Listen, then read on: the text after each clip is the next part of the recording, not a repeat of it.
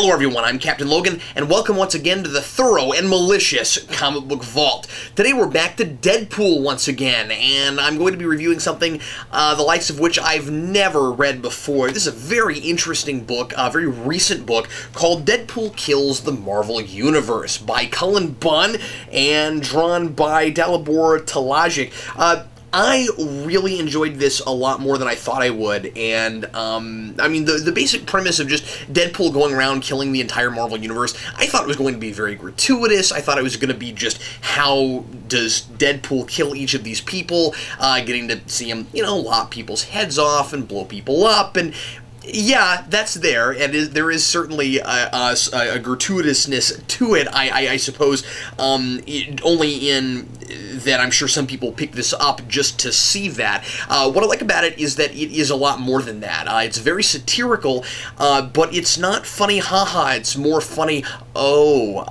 What I really liked about this is that it finally gives a really interesting reason to have Deadpool be able to see through the fourth wall. Not so much that it comes right out and tells you why he's able to do that. I guess I kind of was hoping we'd get that here, although this being much more of a what-if kind of story, I guess I couldn't expect that, because stories like this, usually the rule of thumb is if it's extra-canonical, if it's outside of the regular 616 universe, it's not going to tell us things that we didn't know already that would inform the 616 universe. That wouldn't exactly be fair.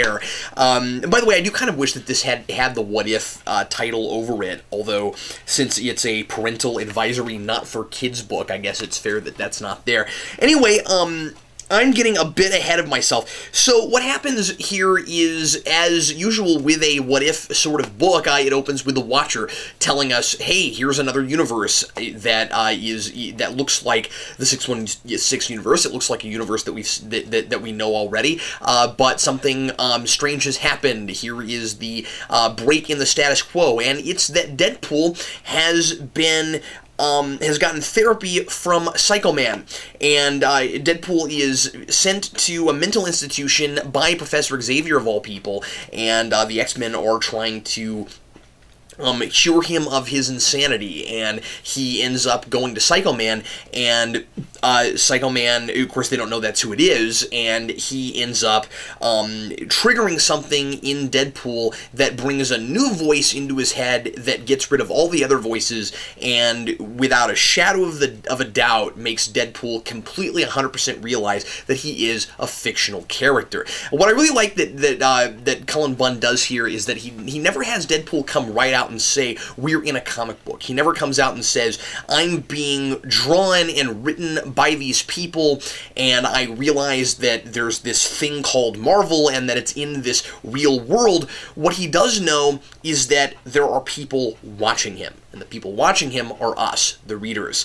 The fourth wall becomes this extremely interesting thing in this book. There are places where Deadpool glares directly at us, the audience, and the first time it happens, it's a little bit scary, I have to admit. I found myself going, "Ooh, that's crazy." Suddenly, I'm a character in this universe, and I found myself. I guess I have a tendency to do this sometimes with things, so bear with me for a moment. I found myself being reminded of an episode of Star Trek: The Next Generation, an episode called "Elementary, Dear Data," in which Data is playing Sherlock Holmes in a holodeck simulation, and he is not able to be challenged because he's read all the Sherlock Holmes stories and he knows what happens in all of them. So Geordi LaForge tells the computer to create a foe that can defeat Data, and it creates this version of James Moriarty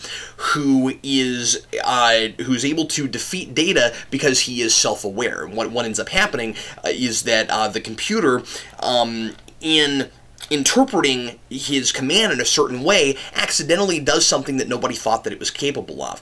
And we see something very similar here, this idea that a character becomes self-aware because the writer wrote him that way. And when we get to the end of this book, Cullen Bunn himself is actually in the book at the very end, when Deadpool has finally ripped through the fabric of reality and gotten himself into the reality that produced the person, Cullen Bunn, and the artist, too, who created him in this book. And at the very end, he is about to kill them. And he's trying to rip through the layers until he gets to us, the reader. And I think that's absolutely fascinating. This, I always enjoy works of literature that question what exactly reality is, and it made me think a whole lot about these characters and how much, especially the characters that have lasted a long time, characters that have been around a lot longer than Deadpool.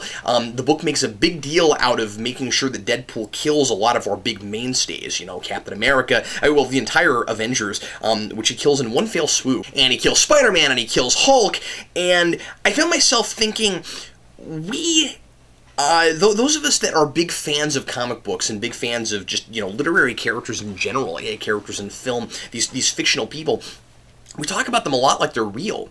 And of course we know they're not. We're aware of the fact that these are fictional characters, but they come alive for us.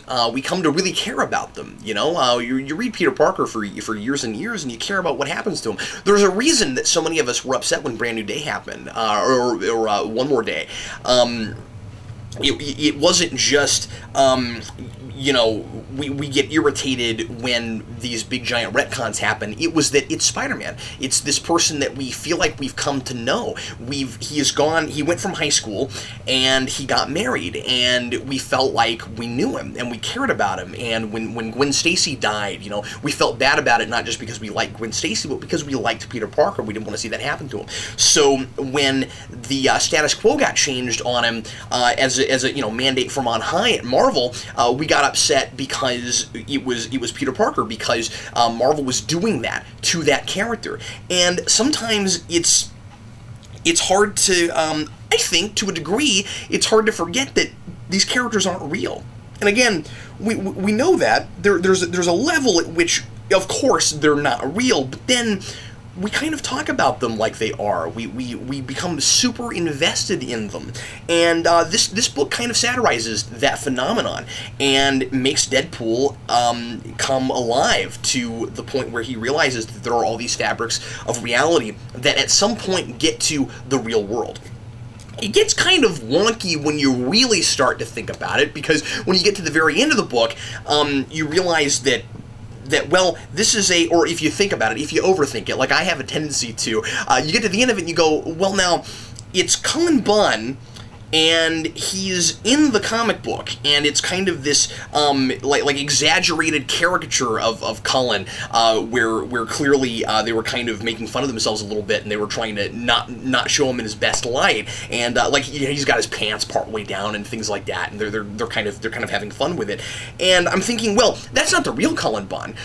So there is a Cullen Bunn who wrote Cullen Bunn. So there's this universe within a universe within another universe, and the layers keep mounting, and still it doesn't discredit what the book is doing, because there is a Cullen Bunn somewhere in the real world who wrote the Cullen Bunn who wrote this story in which Deadpool figures out that he's a fictional character and that makes him insane. So I have never cared for the breaking the fourth wall kind of for just the sake of breaking the fourth wall Deadpool. And I have been told by a lot of Deadpool fans who have experienced this version, this kind of more modern, past what he was in the 90s version, that say, well, the reason that Deadpool gets the comic book stuff, the reason that he can read past the next panel, the reason that he knows the title of the book that he's in, all those sorts of things, is because he's nuts, and his insanity just happens to be the real world, and that's the joke. And so anytime,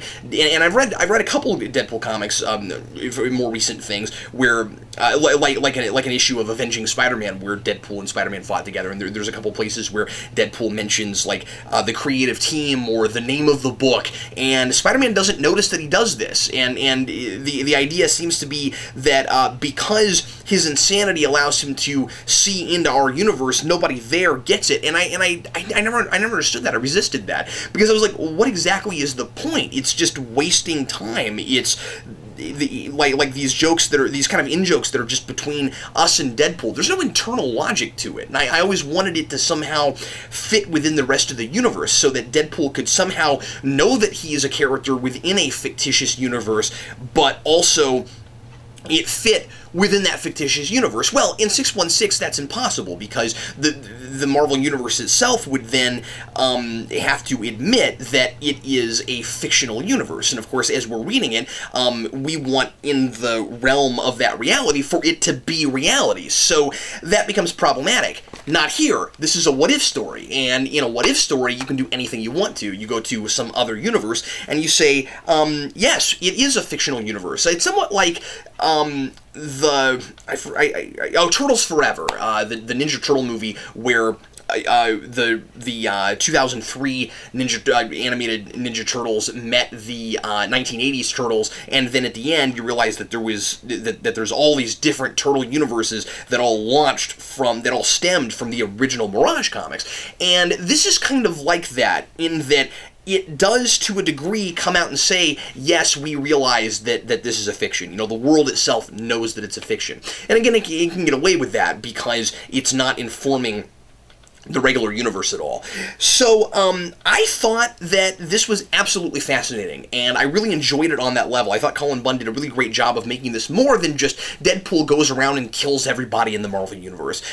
He actually plays around with this idea of Deadpool seeing through the fourth wall, and uses that to do something kind of thought-provoking and make me consider it a little bit. Because of what it is, the things that I dislike the most about this book, I'm not sure could have been helped. So when I criticize it for that, I understand that I am recognizing that I don't know how you could have done this book without doing it this way. The voice that's in Deadpool's head that's kind of pushing him to reach through the realities to try to get to the people who created him and the people, us, who are reading the book, is never revealed who it is. Is it just a voice in his head, or is it a character? Is it somebody that we know? Is it someone from another universe that is within those layers? You know, what exactly is it? And again, if we'd been told that, maybe it would have informed the regular universe too much, so I'm not sure that that's something that could have been done. But the way it played at the beginning, I kind of found myself thinking maybe we were going to get it at some point, and I was a little bit disappointed that never, you know, came to fruition. I also didn't really care for this kind of plot contrivance of this kind of plot device that there is kind of a cosmic taser that he steals from Mr. Fantastic when he kills the Fantastic Four at the beginning of the book. And this cosmic taser is the thing that allows him to take out all of the, you know, way more powerful entities than him. That's how he's going to go out into the universe and take care of Silver Surfer and Thanos and characters like that. We see one panel of them, as far as I can tell, it's supposed to be after he's taken care of them already. I think that's what it's doing, but we don't actually get to see that happen, which I thought was a little bit disappointing. But, you know, it wouldn't have been all that interesting, because we do see him take out the Watcher, which is kind of fun, because the Watcher's actually talking to us when he takes him out, just like the Watcher's always doing, and then Deadpool takes his taser to him right in the middle of it, looks directly at us and says, "Who are you talking to?" And that's that point that I thought was a little bit creepy, and you know, the book's trying to be creepy and it's getting away with it. So, you know, it wouldn't have been very much fun, I suppose, to see him cosmic taser people. And there's the rub. The question is, okay, well, if he's got this cosmic taser that we only see him use when he takes out cosmic characters, when he takes out the Watcher, and presumably anybody else who's cosmic, who's way more powerful than him, who's, you know, who's from somewhere else out in space or some other dimension, then how is Deadpool able to get away with killing all of these other people by normal means? You know, we don't see him take out his cosmic taser to take care of Spider-Man and characters like that. Most of those people he rips apart with katanas, or finds other really clever ways to get rid of people, like how he destroys the entire team of Avengers by putting kind of these like really miniature bombs in their beverages, and it kind of implodes them from the inside. It seems like Deadpool could have kind of done this at any time if he'd wanted to, because, at least on Earth, because he doesn't need this device to kill regular people. Once again, you could very easily say that the reason he gets away with it this time is because there's somebody behind the scenes, because this is fictitious, who's writing it. So, bear with me on this. So the idea is, inside the narrative, there's somebody who is writing this narrative, and that's the fictitious Cullen Bunn that's at the end of Cullen Bunn's book. And when you get to fictitious Cullen Bunn, you could very easily just say, oh, okay, so this character in this book, writing most of the book except for the very end of the book, where Deadpool comes out of the narrative and says, I'm going to go kill these people and I'll be with you in just a moment. You have to assume then that maybe the reason Deadpool's able to kill everyone in this is just because there's a writer that is pulling the strings that says that he can now. So maybe that's not even a valid criticism. There's not a lot negative I can say about this, because everything can easily be explained away by the framework of the narrative. I really love how all the tropes work in this, and that's my very favorite thing about this. How Cullen Bunn, like I said, it's satirical, and it's not this big jokey thing. In fact, the back of the book says the joke is over. Even selling the book is going out of its way to say, if you don't like this fourth wall Deadpool kind of nonsensical joke that's been going on for a lot of years now, this is going to actually finally do something with it, and it does. I love that Wolverine comes back after he actually gets killed by Deadpool with no explanation whatsoever. Why? Because it's Wolverine, and Wolverine is popular. And within the physics of the Marvel Universe, that is actually created by just some people in something else that they think is the real world, Wolverine can't die because there are readers that love him, and so many readers love him, so he gets killed all the time and always comes back. And Deadpool realizes it and says it, and he says, you just came back, and I don't know how, but it wasn't your healing factor, it was your popularity. And that kind of thing is all over this book, and I think that that's really, really cool. And Cullen Bunn is really kind of going after the fact that character deaths in comics don't matter, because it's this medium that keeps going forever, and these characters all have to come back eventually because somebody loves them, and he really plays with that. Anyway, I really overall loved this, and thought that it was really thought-provoking, and a lot of fun to read, honestly. Is it a little bit gratuitous, violent-wise? Yeah, a little bit. And that's somewhat to be expected. Again, can be explained away by the framework. People love that about Deadpool. And so if there was going to be a story where a fictitious writer in a comic book wrote Deadpool killing a bunch of people, this is exactly how it would come out. I encourage you to read this for yourself if you haven't already, and of course, this being a comic vault, I like to explain to people what happened in some of these in case you don't get a chance to read it, so sorry for spoiling it for you if you haven't read it already. I think even knowing what happens at the end, you'll still get a lot out of this if you read it, and even non-Deadpool fans, I think you might enjoy this. If nothing else, is just kind of an exercise in thinking about how we perceive fictional universes, and how what is not real can very easily become real when we get very invested in characters, and how frustrating comic books, especially as a medium, can be sometimes because of the serialized nature of it. So anyway, Deadpool Kills the Marvel Universe. I really enjoyed this, and coming very, very soon from Cullen Bunn is going to be the sequel to this, which is Deadpool Killustrated, and Deadpool is going to be going through literature and killing literary characters.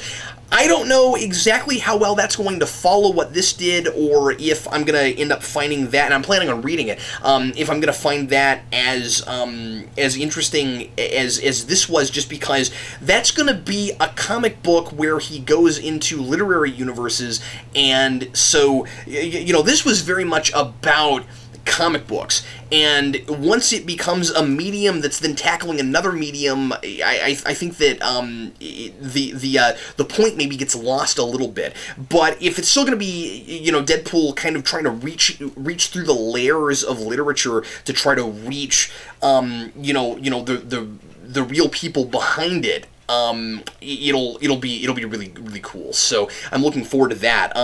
What was really terrifying about this book is this idea that the people, I meant to say this earlier, the idea that the people who create these characters don't see them as real people. So they're slaves that can just be toyed with, and they're pieces on a game board that can just be moved around. And they, like Deadpool says in this, you know, we writers just mess with these people. Their lives are for us to do with as we please, and we don't think about the fact that they have souls and they're real people, because of course they don't.